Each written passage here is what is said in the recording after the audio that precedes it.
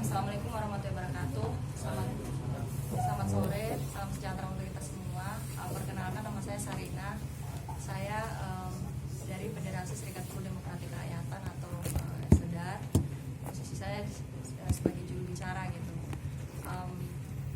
Di SEDAR itu posisinya adalah federasi yang menaungi Serikat Gerakan Buruh Bumi Indonesia PT Alpen Food Industry. Jadi SEDAR adalah representasi resmi dari buruh-buruh yang saat ini sedang berperkara dengan pengusaha PT Alpen Food Industry sebagai distributor, sebagai produsen es krim ais. Nah, bersama saya ini sudah ada kawan dari Setnet. Saya Muhammad Arsad dari Setnet. Saya juga kebetulan koordinator paguyuban korban benar-benar BTS. Jadi memang ada sub dari Setnet itu Pak BTS.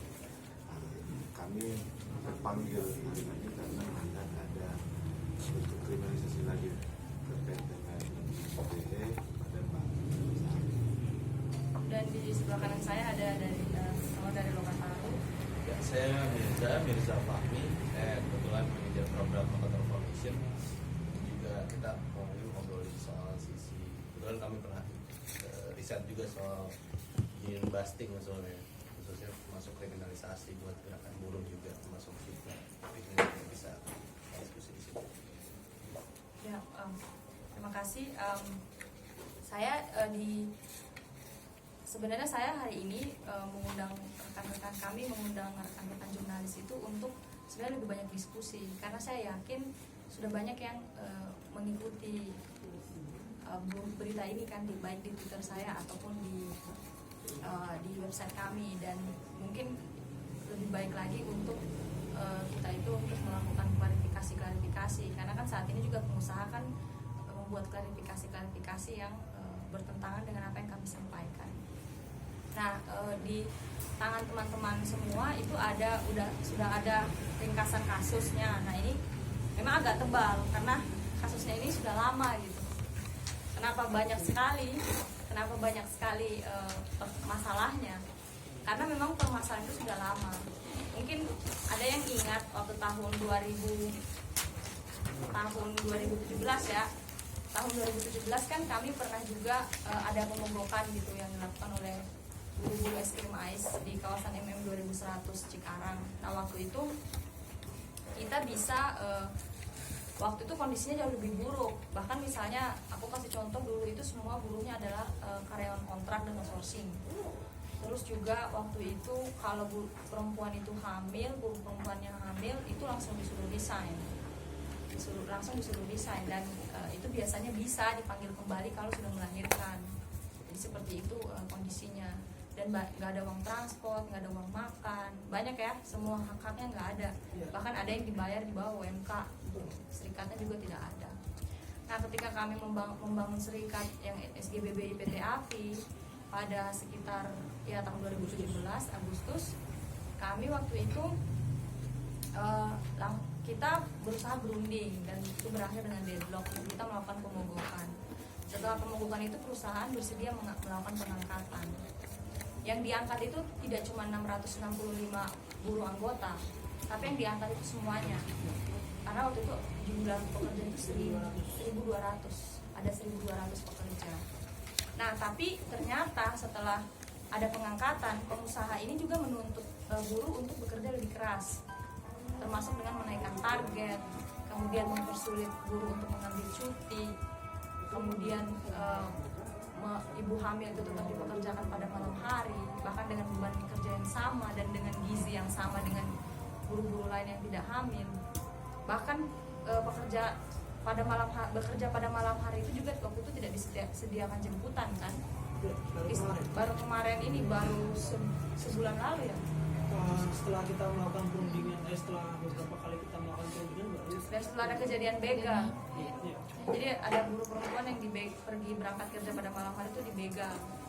Nah, setelah ada kejadian pembegalan itu disediakanlah jemputan pada malam hari.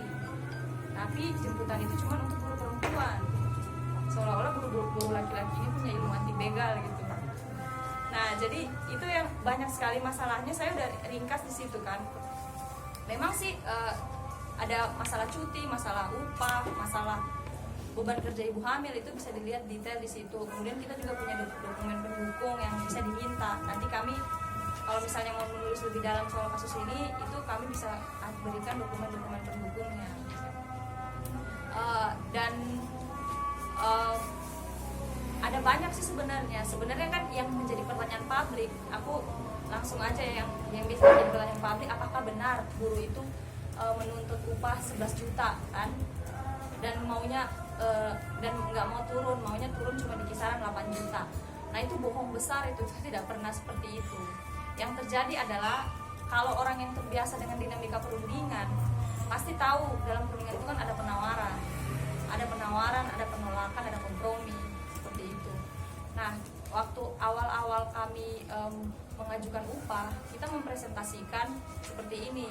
Kalau pengusaha menyisihkan 15% dari sales atau penjualan, maka itu bisa membayar setiap pekerja itu 11 juta.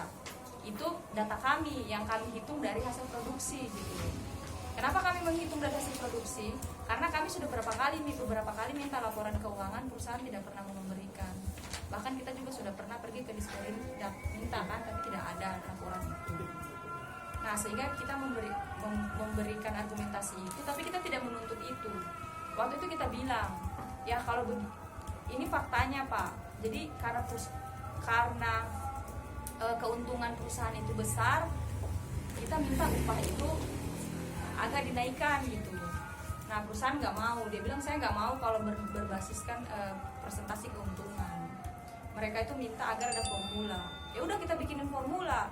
Formula kita itu mengacu pada PP Pengupahan dan Permenaker, PP Pengupahan nomor 78 tahun 2015 dan Permenaker mengenai struktur dan skala upah. Kita sudah mengajukan formula itu. Dan memang dalam formula itu ada hitungan. Nah, ada hitungan yang sebagai contohnya itu ya ketemu angka 8 juta. Sehingga seolah-olah perusahaan bilang kami menuntut 8 juta, itu nggak pernah seperti itu. Kami itu sebenarnya latar belakang kita menuntut upah karena dulu 2014-2016 upah PT API itu pernah mencapai sektor 2. Yang kalau upah itu masih sektor 2 sampai saat ini, maka upah itu dari UMK bisa dapat plus 280.000 kan. Nah ketika mereka berubah KBLI-nya, upah itu turun. Nah penurunan upah ini yang merugikan kami, sehingga untuk menaikkan upah kembali kami meminta pengusaha agar berunding dengan pengusaha. Karena UMK itu kalau ngepas di UMK itu menurut kita nggak cukup. Kenapa nggak cukup? Kalau kawan-kawan membaca PP Pengupahan, di situ kawan-kawan bisa lihat bahwa upah UMK itu didesain untuk pekerja lajang. Itu begitu di dalam PP Pengupahan. Sehingga dan di dalam PP Pengupahan juga diatur kalau kita mau menuntut kenaikan upah untuk pekerja di atas masa kerja lebih dari 1 tahun, kita melakukan perundingan bipartit. Itu yang kita lakukan. Penentuan upah itu didasarkan pada apa? Pada jabatan, pada golongan, pendidikan, masa kerja, dan kompetensi. Nah, yang terjadi adalah kenaikan upah yang diusulkan oleh perusahaan selalu lebih besar itu berdasarkan golongan. Misalnya golongan mereka memberikan 30.000 kali golongan kan.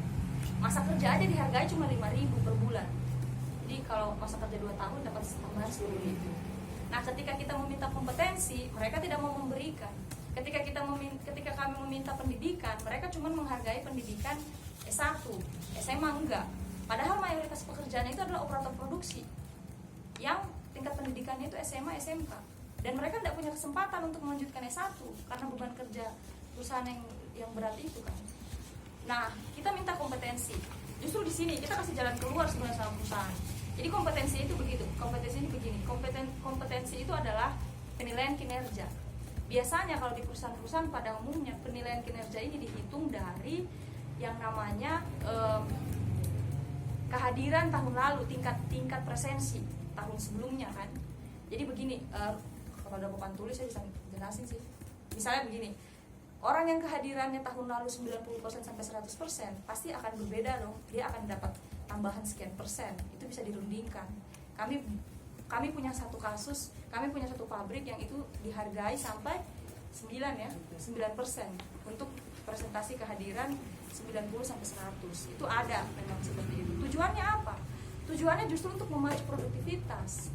Ketika pekerja menyadari bahwa upahnya itu bisa naik dengan bahwa upahnya itu bisa bertambah dengan tingkat presensi yang bagus, dengan kehadiran yang bagus atau absen yang bagus, maka pekerja itu akan lebih terpacu untuk bekerja kan, untuk hadir, sering masuk, mengurangi izin, mengurangi sakit, mengurangi apa. Nah, ini meningkatkan produktivitas. Tapi pengusaha tidak mau. Justru yang lebih dihargai selama ini di perusahaan itu adalah orang-orang yang punya jabatan. Makanya kenapa sistem targetnya itu sangat tinggi. Kenapa atasan itu cenderung represif kepada pekerja-pekerja yang di bawahnya, yang operator produksi. Karena memang sistem upah dan sistem kesejahteraannya itu didesain untuk orang-orang yang punya jabatan. Nah, ini yang kita nggak mau, karena menurut kita sistem pengupahan yang represif itu salah. Seharusnya kalau sistem kesejahteraan itu harusnya lebih persuasif. Harus punya desain yang membuat pekerja itu secara sukarela untuk bekerja dan meningkatkan produktivitasnya, bukan dengan cara dipaksa. Karena aku kasih contoh, misalnya aku sistem target perusahaan itu, kalau nih perusahaan ya, jadi kalau ada auditor, kecepatan mesin itu diturunkan untuk yang kita jumlahnya 1,4 ya, dinaikkan. Kalau ada auditor itu kecepatan diturunkan sehingga mesin-mesin itu 1 menit menghasilkan 120 pieces. Tapi kalau nggak ada auditor, itu kecepatan mesin dinaikkan sehingga menghasilkan 128 pieces per menit. Ada beda selisih 8 pieces per menit ya. Berarti kalau 1 tahun kami hitung, itu bisa sampai perbedaannya 1 juta pieces dari menaikkan target yang bisa dicapai oleh perusahaan. Tapi upahnya nggak sebanding. Tapi sistem target ini juga kemudian membuat lembur itu menghilang, benar kan? Lembur itu tidak ada lagi, tidak ada kesempatan bagi pekerja untuk meningkatkan penghasilannya dengan lembur. Kan biasanya seperti itu, ada lembur. Kadang ada lembur nih Sabtu Minggu. Lembur Sabtu Minggu itu biasanya bersih-bersih, tapi itu biasanya diberikan untuk orang-orang yang non-serikat. Jadi sangat kelihatan diskriminasinya. Nah, makanya kemudian cuti juga, saya sudah jelaskan di tweet saya bagaimana mereka mendesain cuti itu susah diambil kan. Saya sudah jelaskan di situ. Bahkan kita bilang lebih susah daripada ngurus skripsi. Karena tanda tangannya sangat berjenjang dan buruhnya sendiri yang harus melakukan mengambil cuti itu. Kalau dulu ya sebelum kebijakannya berubah 2018, kalau kita ngambil cuti hari ini kita sakit, terus besok kita bawa SKD ke perusahaan, kita tinggal ngasih ke leader yang ngurus semua. Sekarang nggak bisa begitu. Kita ngambil form di office, habis ngambil form di office kita minta tanda tangan leader atau leader group, kemudian kita minta tanda tangan supervisor, kemudian kita minta tanda tangan manager yang biasanya orang Tiongkok atau asistennya yang biasanya marah-marah dulu baru ngasih, terus minta tanda tangan HRD, terus kita store lagi ke office.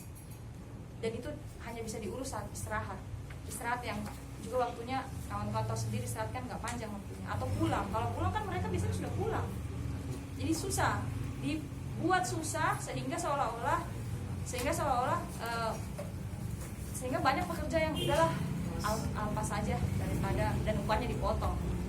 Jadi dibuat sesusah itu kondisi kita. Kemudian saya juga sudah jelaskan di situ, ada soal pekerja guru perempuan hamil itu seperti apa beban kerjanya dan seperti apa makanannya. Itu juga ada di dalam situ, nanti bisa dilihat sendiri ibu hamil itu kondisinya seperti apa. Terus buruh kontrak, di situ juga ada buruh kontrak.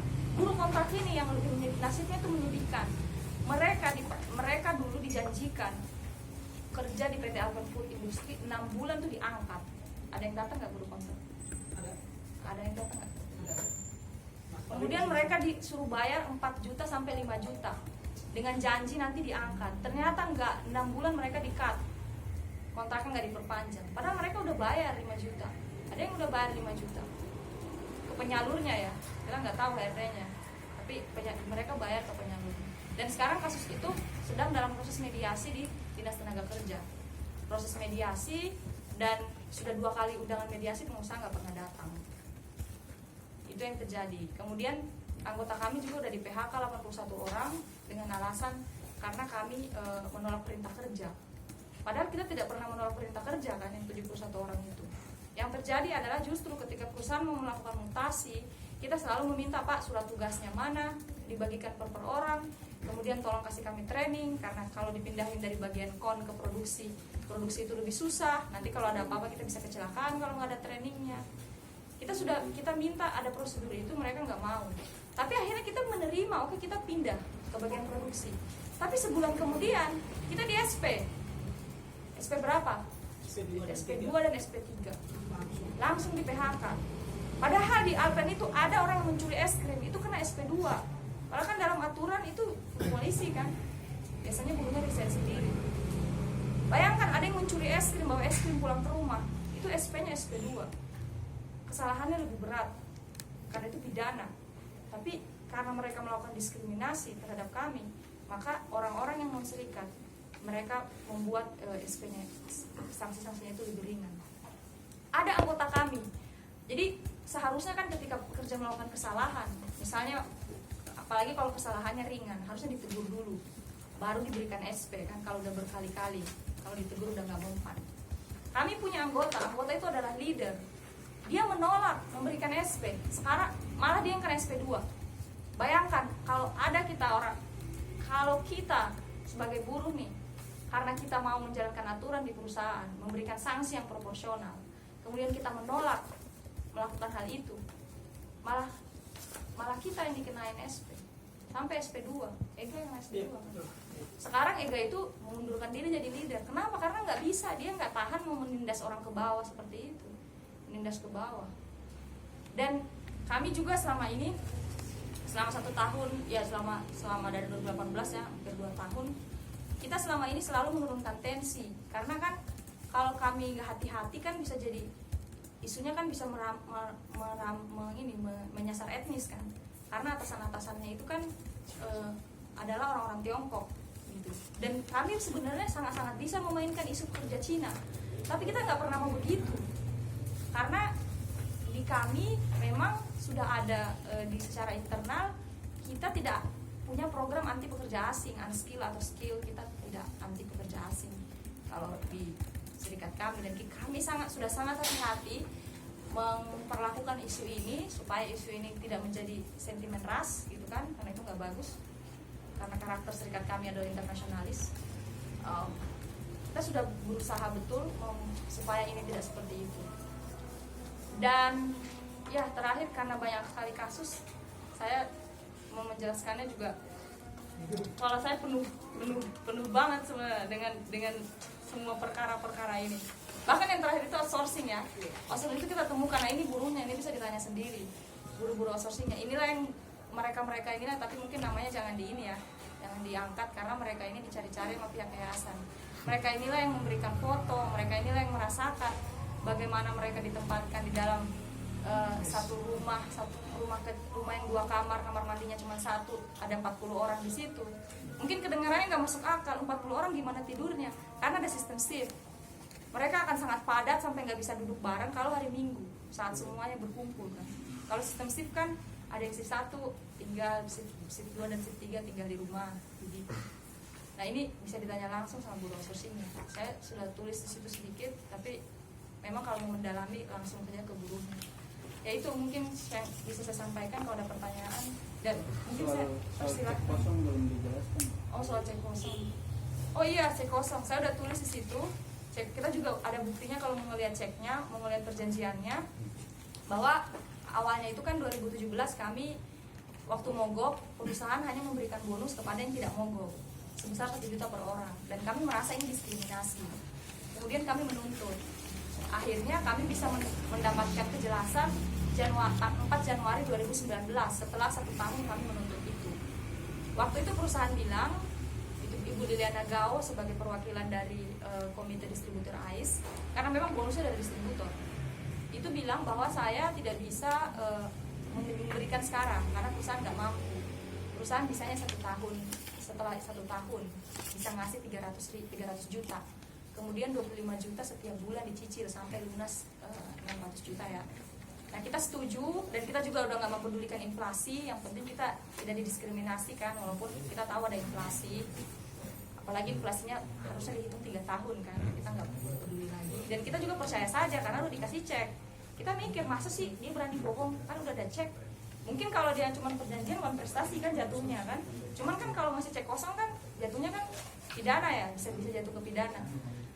Kita pikirnya positif thinking, kita terima. Ternyata pada saat 5 Januari 2020 kami mencoba mencairkan itu di Bank BCA, itu tidak bisa dicairkan karena pengusaha tidak pernah menyetorkan resinya. Saat kami konfirmasi ke Ibu Liliananya, katanya memang perusahaannya sudah ditutup, perusahaan yang membayarnya. Dan itu ada dokumen ceknya segala macam. Dan Ibu Liliana ini juga adalah direktur PT API tahun 2018. Sekarang kayaknya udah diganti, tapi pada saat setelah kami membuat perjanjian, Ibu Liliana Gau ini menjadi direktur PT API. Nah itu kalau masalah cek kosong. Jadi memang banyak sekali, dan kita juga sekarang lagi berusaha untuk kemarin sampel tanah di sekitar perusahaan udah diambil tempat mereka buang amoniak sudah. Nah kita lagi mau sampelnya itu kita lagi mau bawa ke laboratorium, sampel-sampelnya itu. Dan kemarin juga barusan ada yang keguguran lagi kan saat kita mogok 1 orang, jadi sekarang udah 21 orang yang mogok. Nah dan perusahaan terakhir mengeluarkan pernyataan, dan keguguran itu mereka menyalahkan katanya buruhnya berhubungan seks pada trimester pertama. Saya juga bingung, mereka katanya itu keterangan buruhnya sendiri ke dokter. Saya tidak yakin itu, harus ada buktinya. Karena tidak masuk akal orang dalam keadaan payah, morning sick dan segala macam, kemudian masih punya hasrat untuk berhubungan seks kan, buat perempuan ya. Itu nggak masuk akal ininya, keterangannya. Dan kita juga udah bantah itu. Karena begini, setiap kali mengambil yang mencurigakan, setiap kali orang perempuan mengambil cuti melahirkan, itu harus membuat suatu pernyataan yang ditulis tangan dan ada materainya. Yang salah satu klausulnya adalah bahwa apabila terjadi sesuatu yang tidak diinginkan, maka buruh tidak boleh menuntut ke perusahaan. Kami cek di perusahaan lain, karena kami juga punya anggota kan di perusahaan lain. Nggak ada mekanisme seperti itu, nggak ada aturan, prosedur seperti itu nggak ada di perusahaan lain. Nggak ada. Dan perusahaan juga membedakan SKD dan SKB dalam soal cuti. Kalau SKB kita ke klinik dapat SKB, kita dianggap itu cuma surat keterangan berobat. Kita dianggap masih bisa ke pabrik untuk bekerja. Jadi dalam keadaan pusing, kalau kita cuma dikasih SKB kita masih harus kerja. Kalau udah nggak kuat baru kita boleh istirahat ke loker. Aturannya seperti itu. Nah itu kami, dan SKD itu susah ya diminta, kecuali udah kepayahan. Makanya dalam kasus yang buruh kena penyakit endometriosis itu, yang saudara R itu, nah itu juga aneh sekali. Sore hari tanggal 16 ya, nggak salah, masih diberikan obat penghilang nyeri dan dibilang nggak apa-apa. Ternyata setelah ke rumah sakit harus dioperasi. Jadi dan sering kali minta cuti haid karena endometriosis itu kan sakit saat haid. Itu nggak pernah dikasih, selalu dikasih obat. Dan bahkan buruh ini sudah menjelaskan, buruh ini kan dulu dia di bagian purchasing, terus dimutasi sampai ke bagian produksi. Itu udah bilang, Pak saya punya penyakit endometriosis, tolong dong jangan ditaruh di produksi karena saya pasti nggak akan kuat karena sakit banget. Itu nggak peduli perusahaan, tetap ditaruh di bagian produksi. Sepertinya semua ini dibuat supaya kami nggak kuat, nggak tahan dan keluar dari perusahaan. Karena yang diperlakukan seperti itu kebanyakan semuanya tuh anggota serikat. Seperti itu. Nah itu mungkin dari saya yang yang terakhir, mereka punya statement bahwa mereka mengeluarkan statement bahwa mereka akan memproses masalah ini ke kepolisian sebagai dugaan fitnah dan pencemaran nama baik. Ya saya sih bilang saya tidak masalah kalau memang perusahaan mau melakukan itu, kan itu hak hukum perusahaan, dan saya juga bersedia untuk diperiksa polisi kalau memang akan ada pemeriksaan itu. Dan bagi saya juga, saya bukan orang yang baru pertama kali berurusan dengan polisi. Saya asisten advokat dan saya sudah sering mendampingi orang ke kantor polisi gitu kan. Jadi saya bersedia, sangat akan kooperatif kalau memang perusahaan mau membawa permasalahan ini ke kepolisian atau ke ranah pidana. Ya saya persilakan saja, perusahaan itu hak hukumnya. Saya akan sangat kooperatif. Ya itu mungkin saya serahkan kepada Ya, terima kasih Pak Sherin. Jadi yang ingin kami sampaikan bahwa yang pertama kami mendapat kabar bahwa Bu Kakak Sherin diduga akan dilaporkan terkait dengan pencemaran ataupun penghinaan oleh perusahaan. Nah, disinilah yang kami selalu risaukan, yang selalu kami suarakan bahwa mana ada sih ya perusahaan mempunyai nama baik. Kami pasal 310 311 itu tidak pernah mengarahkan kepada perusahaan. Perasaan orang itu adalah personal, bukan perusahaan, bukan kelompok atau apa segala macamnya. Nah, inilah lemah dari undang-undang ITE ini. Jadi pasal yang mudah dijadikan pasal karet, mudah diimplementasikan secara personal kepada perusahaan-perusahaan yang sebenarnya dalam rumusan undang-undang itu sendiri tidak pernah mengatur bahwa perusahaan mempunyai kewenangan untuk melaporkan orang terkait dengan pencemaran nama baik.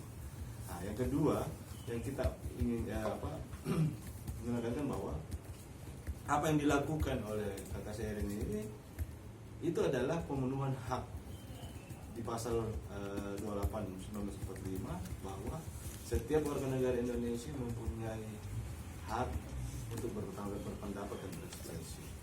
Kalaupun mereka harus tetap mau ngotot untuk melaporkan di 27 ayat 3 terkait dengan junto pasal 310 311. Nah, di pasal 310 ayat 4 itu jelas mengatakan bahwa jika itu untuk kepentingan publik, maka warga negara mempunyai kewenangan atau diberikan hak untuk menyampaikan sesuatu itu. Yang ketiga, Kakak Sherin ini bertindak atau melakukan sesuatu itu bukan karena personalnya dia, tetapi dia sebagai tadi yang disampaikan bahwa dia sebagai asistensi advokat yang dimana diatur di undang-undang advokat juga bahwa para legal itu mempunyai hak imunitas setiap mereka menjalankan tugas-tugas mereka atau setiap mereka melakukan pendampingan hukum terhadap orang-orang yang mereka sedang dampingi. Nah, dari ketiga poin itu tadi kami sangat mengharapkan bahwa keinginan ataupun niat dari perusahaan untuk melaporkan Kakak Sherin itu sebaiknya dibuang jauh-jauh, karena ini akan menjadi presiden buruk kepada perusahaan, dan kami juga pasti akan melihat bahwa lagi-lagi undang-undang ITE dijadikan alat untuk melakukan kriminalisasi terhadap orang-orang yang berusaha mendapatkan hak-haknya. Karena ini bukan kasus yang pertama, maksudnya bukan kasus pertama yang buruh yang dijerat, orang-orang yang dijerat dengan undang-undang ITE ya, maksudnya dikriminalisasi dengan undang-undang ITE. Di Paku ITE kami hampir setiap bulan itu mendapat laporan bagaimana orang-orang yang berusaha untuk menyuarakan aspirasinya atau ingin mendapatkan haknya selalu dikriminalisasi oleh undang-undang ITE ini.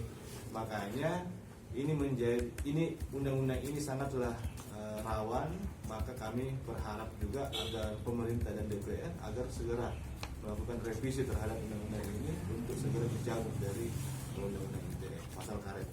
Terima kasih. Oh ya, terima kasih kawan-kawan pers yang sudah datang, kawan-kawan Federasi Serikat Buruh Praktik, ya, kawan-kawan dari Ikatan Buruh Indonesia, ada buruh-buruh PT Output Industri. Ya, sebenarnya saya nggak terlalu banyak menambahkan tadi di ringkasan kasus secara cukup komprehensif dari sampaikan saya sama Mas Dini juga dari soal kasus UIT-nya sendiri. Saya kayak bilang bahwa kita sendiri di Lokataru pernah riset selama beberapa bulan terakhir soal fenomena baru, atau bukan fenomena baru, fenomena yang sekarang makin mengemuka mungkin bahasa di Indonesia, itu tentang menyempitnya ruang kebebasan sipil. Situ ada, kalau kita ngomongin ruang kebebasan sipil tuh sebenarnya kunci ada tiga sebenarnya, ada tiga syaratnya sebenarnya: kebebasan berekspresi, berserikat, sama berkumpul. Nah, dalam konteks ini salah satu instrumen yang paling